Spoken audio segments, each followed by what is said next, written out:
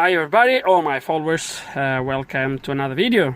So as you've seen, I've just picked up this car. It is a BMW 2005 116i, so it's a 1 Series with a 1.6 petrol engine. Now, the only thing I've done to the car so far, you can see the bonnet is open. Only thing I've done was put the battery on charge. This car has been off-road for about 3 months, and this is what the guy is someone that works, that is a colleague of mine at work, and basically the car randomly failed to start. It took it to a few places, some places when the car was not actually starting. Then the car all of a sudden would start. None of these places were able to find nothing with the car, and the last place where the car has been was at actually BMW. At that time the car was still starting. BMW couldn't see nothing wrong. I do admit and understand that when you have a fault that is not actually happening, it can be very difficult to trace down. But yeah, in the meantime, one day at his home, the car failed to start and never started ever since. And this was like 3 months ago. To be fair, he asked me to look at the car about over a month ago, but been quite busy and I didn't have the room or the time to pick up the car. Today was the day, and today is the day we're gonna start to try to diagnose this. So I will show you what the car does. Well, I have the key. Oh, it's in my pocket. Just hold a second. So, key in the ignition. I'll try to move the steering so we can see the cluster properly. Okay, there's some faults in there, not really worried. So I'm gonna press, I think you need to press the clutch on these ones for them to start. So clutch fully pressed, brake, press start. That's it. On. Okay, no crank, no nothing. Okay, so that's what it does. Ignition comes on, no crank, and obviously no start. So the first thing we're gonna do, as you guys can imagine, let's gonna scan it. Okay, ignition is fully on, and once again guys, we're gonna still using the Artipad because diagnostic connections. I'll leave a link in the description below. No publicity, no nothing. They've been kind enough to lend me this tool for a few more weeks. And yeah, that's the only reason why we're going to be using this. Okay, so it detected the car absolutely fine. Let's gonna go diagnostics.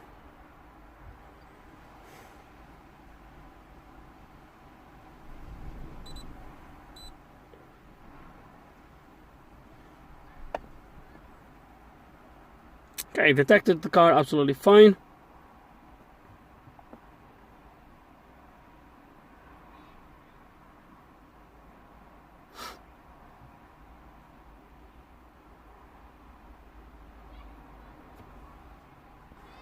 Okay, data has been read. Let's go to system selection. Drive. Engine ECU.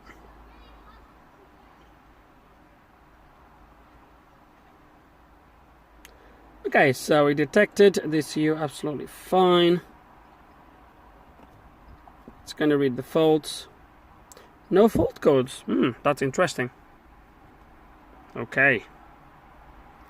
No fault codes. So why I have no ignition? Let's gonna have a look. Cars. Let's gonna go to cars. See what's wrong in there.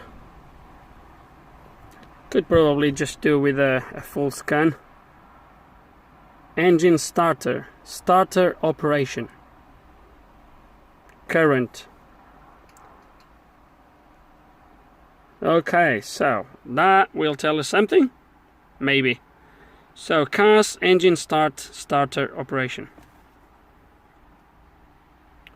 Okay, actuation tests.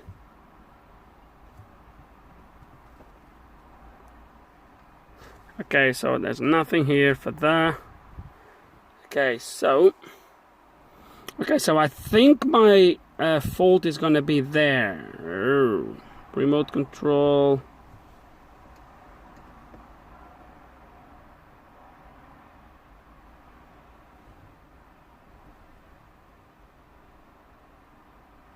Okay, so there's nothing here.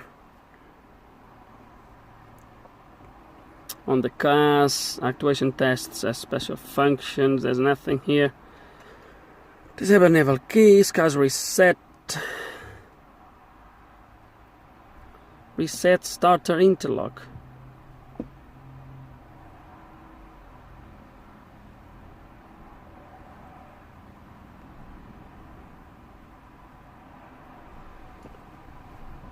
Okay, so I don't think he's there, but anyway, so we have something there that kind of starts to point us in the right direction. So which is that fault in there. I'll show you once more. So is the car's engine starter operation. So let's go. A little bit checking some basics to start. Brake light switch, press brake, and it tells me it's on right at the top, so that's working. Clutch switch also working. So you need one of these signals, if not both, I'm not sure. I think you need the clutch for the car to start, otherwise obviously the car will think is engaged and it doesn't start. So as you have seen, those two seem to be working just fine. Okay, now we are in the engine ECU. And I'm looking for the info for the brake light switch, and when I press the brake right enough, it goes to operated. So the engine ECU is also seeing the brake. There's one thing more I want to check on the live data, which I forgot. There we go. That has park or neutral. I keep saying park or neutral all the time, so I believe is alright. Okay, so that's fine anyway. Okay, so let's gonna check a couple of things. Start with the basics: fuses, relays, and all that good stuff. Look at this! 10 minutes and I got the car running. Now let me show you something. Oh dear! And let me show you what I've done. Oh, well, the job is now finished. But all I've done, I've used this. Okay, so what I've done is I've hammered the starter motor. So I've hammered the starter motor right there at the back. Just a few gentle taps and try to start it, and it started immediately. So it's obviously that this starter motor is on its way out. Obviously first I've disconnected, I've opened the ECU where the ECU leaves that box. Just make sure everything was good, look for any corrosion, water ingress, whatever. Everything was clean, everything was sweet. And then I thought, okay, let me check the starter motor. Like I said, gun extension, ratchet extensions. Tap the starter motor gentle, came here, bang, it started immediately.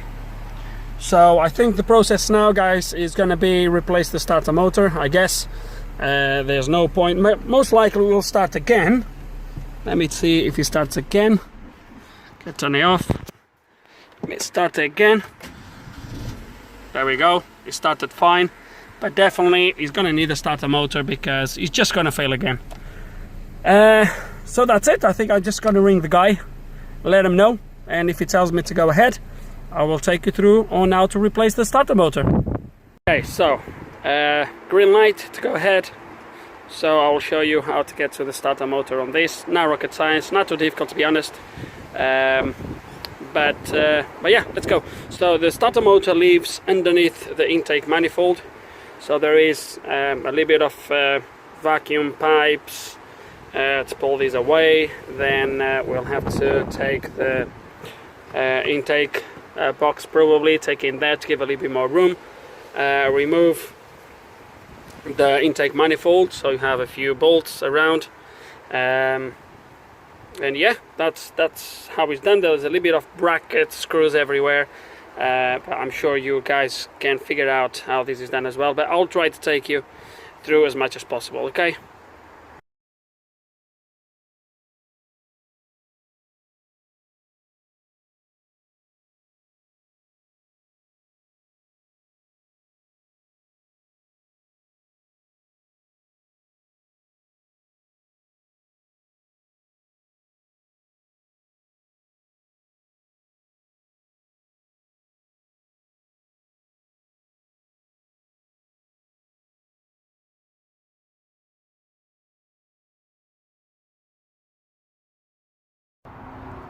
And there we go, all removed. I start the motor, so I think straightforward, 2 bolts it looks like, no, 2 bolts looks like, one on this side and one that comes on the other side, and that should allow us to remove it. Okay, and the first thing, let's gonna take these power cables. So there's a 13mm nut here and a 10mm. The battery is disconnected, guys, obviously. Now the signal for the starter, which is a 10mm.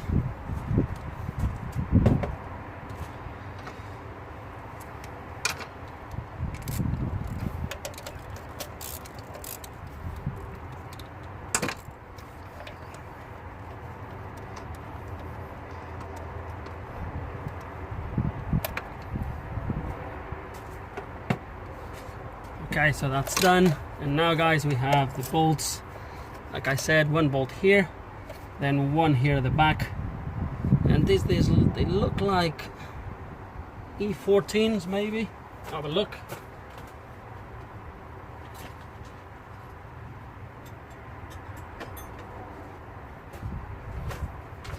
See if this is a E14. No, it looks like a E12 maybe. Hold on. Yeah guys, they are E12s. My sockets are way too big to put in here in this space, so I'm actually using one of these spanners.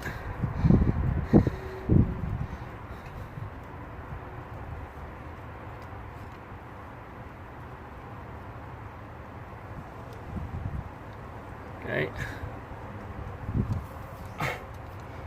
Maybe tight to get down here.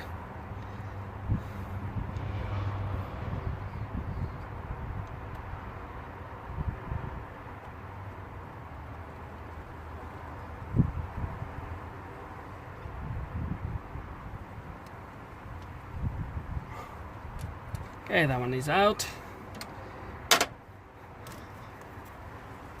Let's see if I can break this one loose. Oh dear, way more difficult. I'm gonna have to put a bar on it. Hold on.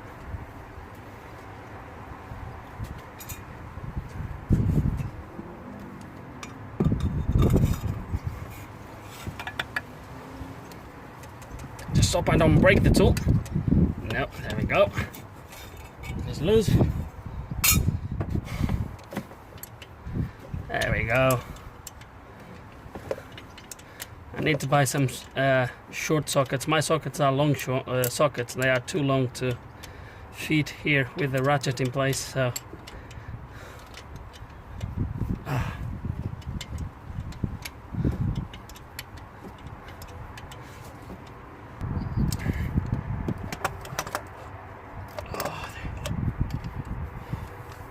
there it is.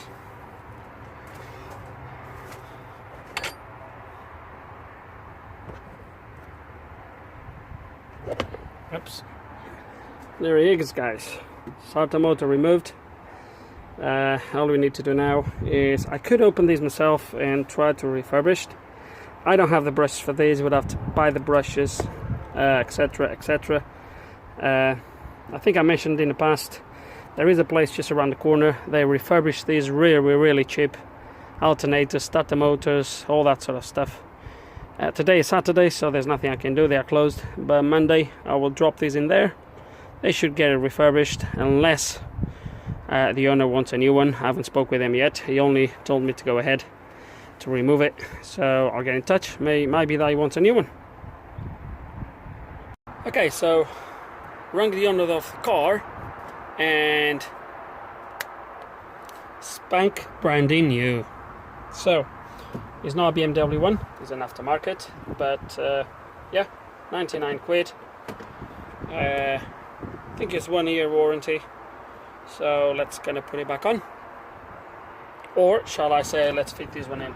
So to fit this one in, obviously just the reverse, so I'll just slide it in, 2 bolts, the manifold goes in place. I think it's 4 nuts, 1, 2, 3, 4, and 1 bolt at this end. There's a few of these holders. What I usually do is, on this metal bit where those rubber slides in, I just rub these a little bit with some Vaseline, so that when they put them in, they go in properly. But yeah, that's it. Just make sure you haven't lost any of your seals, and yeah, it should be a 10-15 minute job to put it back on.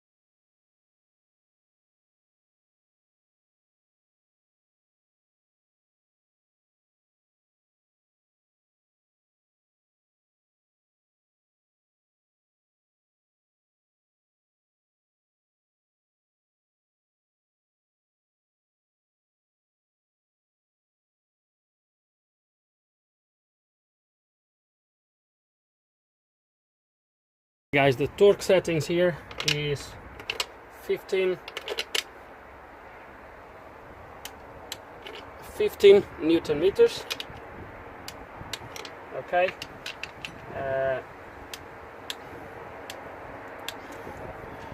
I'm not sure how much was on the starter motor, I didn't check, but I couldn't get my torque wrench in there anyway, so I just tied as I felt was okay. And the rest really is the only main torques you need to know. It's 50 Newton meters, everything else, well, there's nothing else really, to be fair. So that's it.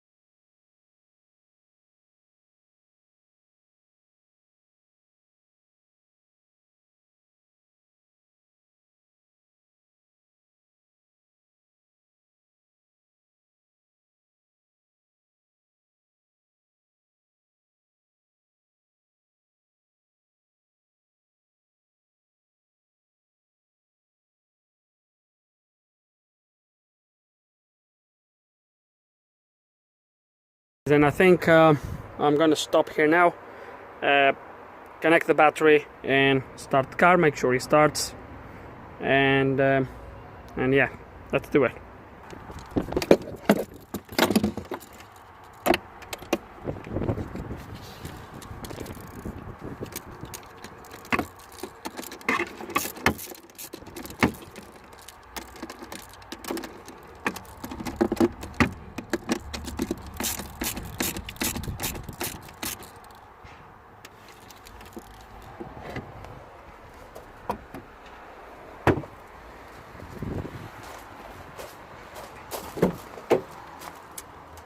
Okay, so let's just make sure there's nothing on the engine that's gonna fall, and let's try to start it. Okay, nothing is going to fall, so let's try this.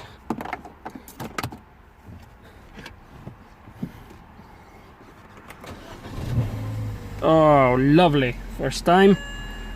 All done. So we're going to scan the car, clear any faults. I'm sure those faults in there are for low batteries and other stuff. And what I'm going to do now, guys, is I'm going to finish to put everything back on. Okay, finish to assemble the car. And what I'm going to do is I'm not going to deliver the car just yet. What I'm going to do is I'm going to keep the car here for a couple days, and I'm just going to randomly start the car and see if it starts every time. But I think the fact that we tapped the starter motor and the car started immediately straight after that, it would be a quite it would be 1 into a few millions coincidence that would happen. So and the code, obviously the code was a big clue as well. So yeah, the car started fine, I think. But yeah, I think that's it really. I've cleared the codes, by the way, already. Done a completely clear to the codes. As you can see, the airbag light is off as well. But yeah, that's it, guys. That's how you tackle this issue, or how I have tackled this issue, and how we got it resolved. So with no further ado, guys, let's gonna wrap this up. I really hope there's some information here you guys are gonna enjoy it and you find it useful. If you guys have any questions, any comments, please put them below. Don't forget my Patreon if you are interested. So yeah, hope you enjoyed the video, guys, and like always, thanks for watching.